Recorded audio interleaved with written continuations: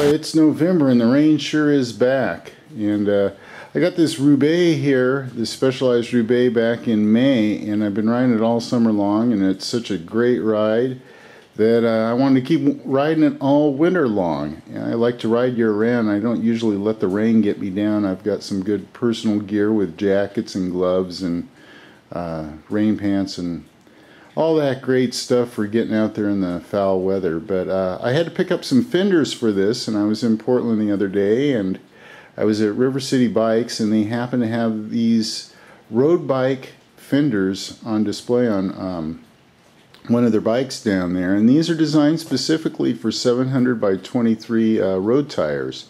And you can see I've got the gator skins on this, 700 by 23s of course, and these tires are, these fenders fit really well on the bike, and I was really happy to find these. I went for a 60-mile shakedown ride with them yesterday, and they performed quite well. Nothing came loose, and I was happy with the way they performed. So anyway, picking these up, I found that the installation on them was really not very difficult.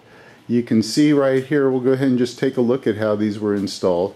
I've got a clip here for the rear brake, and this piece you've got to take your brake calipers off, of course, and the wheel out, and then you can put this clip on. And then the one on the front wheel, or the front fender, is not, or it's mounted to the fender, so you just take your caliper off, and then the fender's hanging there when you bolt it back on, and you can finish the installation. But anyway, the Roubaix here doesn't have any tabs or eyelets on the frame.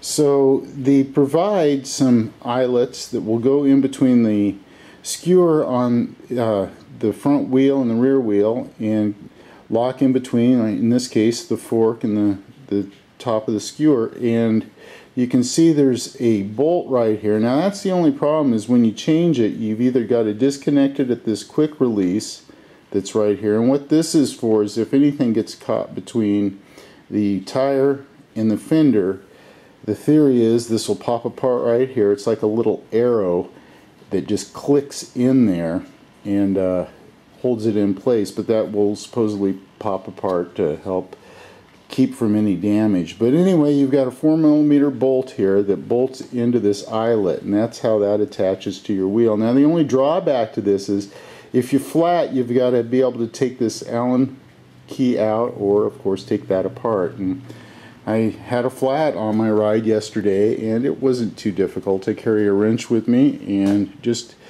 another couple minutes on the changing that flat. But anyway, like I said, you got the bracket up here, you got the bracket over here, and then part of the assembly required is you've got these two bolts here that have a threaded backing plate that hold this rod in place.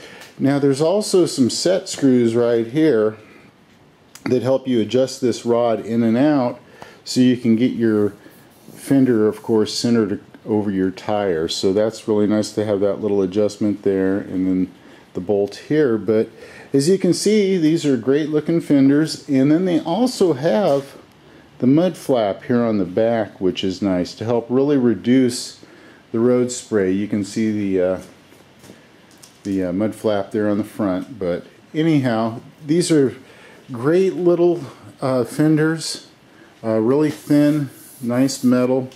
And here, let me see, here we got the box that these came with. These are the full metal fenders from Portland Design Works, and great product, and they seem good so far.